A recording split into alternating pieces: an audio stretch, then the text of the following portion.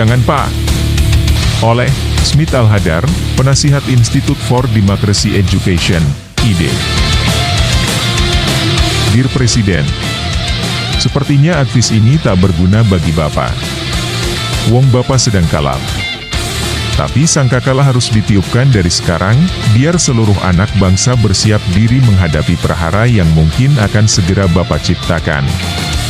Kami ketakutan menerima info terbaru dari Profesor Hukum Tata Negara Denny Indrayana, bahwa KPK segera mentersangkakan Anies Baswedan terkait ajang Formula E. Bisa saja info Denny meleset, apalagi KPK adalah lembaga yang rasional. Penjagalan Anies nyapres tanpa legal standing yang meyakinkan, bisa menimbulkan chaos nasional. Tapi Bapak orang yang nekat. Dan lembaga antirasuah itu telah berubah menjadi buldog Bapak. Bagaimana mungkin kami tidak takut? Orang nekat biasanya narrow-minded dan emosional. Bapak sampai hati. Tentu Anies bukan pangeran dari kahyangan yang berlenggang ringan di muka bumi tanpa dosa. Tapi isu Formula E terlalu dipaksakan Pak. Mengapa kita sebagai bangsa makin hari makin bebal? Jangan lakukan itu Pak. Anies telah menjadi ikon pro-perubahan yang didukung puluhan juta orang. Dan mereka terlanjur tidak percaya pada kredibilitas KPK. Sebaliknya, mereka percaya pada niat jahat Bapak memenjarakan Anies. Bukankah pelemahan KPK bermotif politik, untuk melayani kepentingan kekuasaan Bapak dan oligarki? Dalam konteks ini, bagaimana publik mau percaya kalau kebencian Bapak terhadap Anies begitu mencolok? Dear Presiden, sudah lama kami dengar Bapak menekan Ketua KPK Firly Bahuri untuk secepatnya menahan Anies, agar dia tak menjadi kompetitor Ganjar Pranowo dan Prabowo Subianto, dalam Pilpres nanti. Bapak hanya mau Pilpres diikuti dua pasang calon. Memangnya Bapak siapa? Apakah Bapak punya sertifikat dari Allah, yang memandatkan Bapak untuk cawe-cawe? Kami tahu Bapak tak ikut berjuang untuk membangun sistem demokrasi. Tapi seharusnya Bapak menghormati spirit reformasi, yang diperjuangkan mahasiswa dengan nyawa. Spirit reformasi adalah menerapkan demokrasi secara konsisten. Faktanya, Bapak hendak membunuhnya, secara vulgar pula. Sungguh, kita dulu salah memilih Bapak. Kita mengira orang sederhana akan berhati tulus. Keliru. Integritas Firly sedang disorot Pak.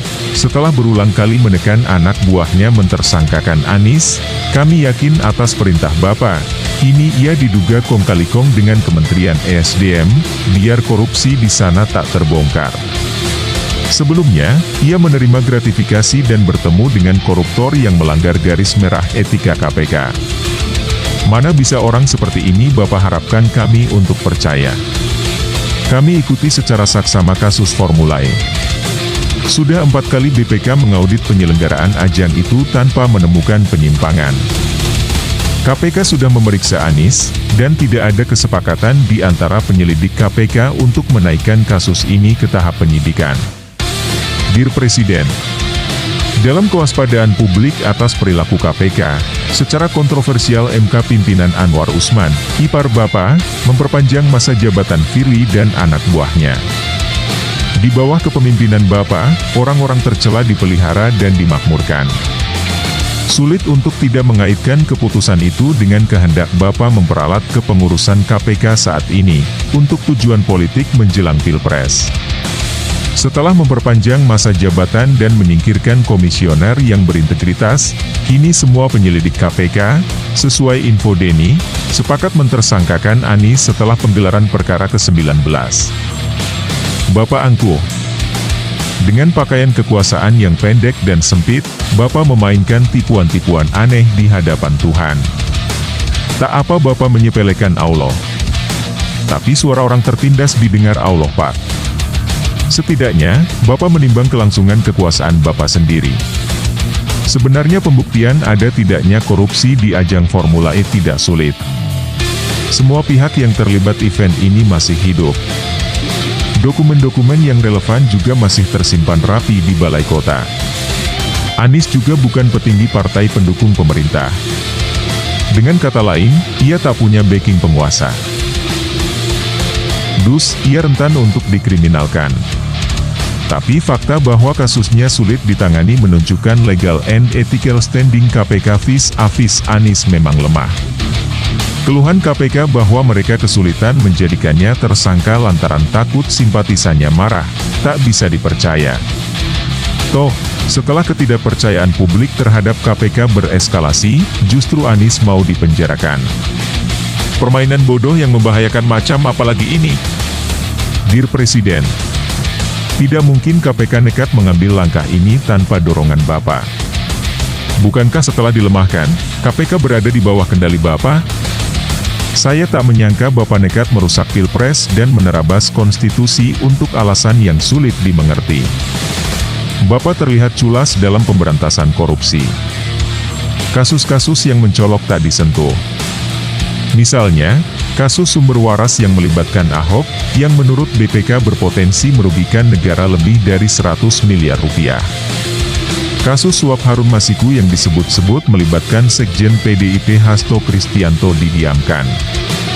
Demikian pula kasus korupsi IKTP yang dilaporkan melibatkan Ganjar Pranowo dan Puan Maharani. Ketum PAN Zulkifli Hasan, Ketum PKB Muhaimin Iskandar, dan Ketum Golkar Airlangga Hartarto, juga merupakan pasien rawat jalan. Alhasil, sekiranya Bapak serius memberantas korupsi, seharusnya mereka dibawa ke meja hijau.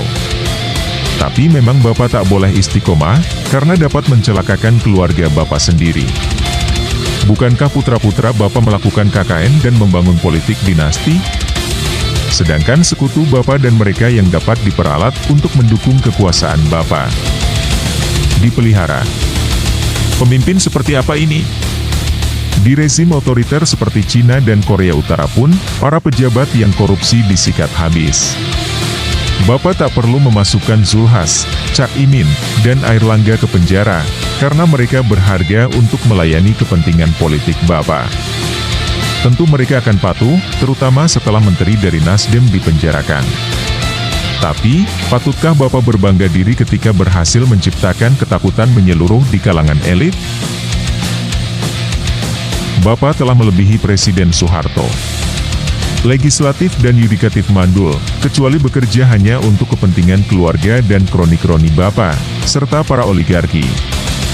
Kampus berubah menjadi kuburan, karena para sivitas akademika takut bersuara demi menyelamatkan diri dari kemurkaan Bapak. Dalam kesunyian ini, Bapak sangat percaya diri. Apalagi, hasil survei menyatakan 82% responden puas terhadap kinerja Bapak. Data ini seolah menjadi pembenaran untuk melakukan apa saja yang Bapak kehendaki, termasuk cawe-cawe. Bapak tidak peduli pada peringatan para pakar hukum tata negara, bahwa cawe-cawe dapat menjadi pintu masuk untuk memakzulkan Bapak. Katakan sejujurnya, apa penyebab dendam Bapak kepada Anies? Ada banyak alasan yang dikemukakan Bapak secara implisit dan analisis para pengamat. Di antaranya, Anies tak bersedia melanjutkan legasi Bapak.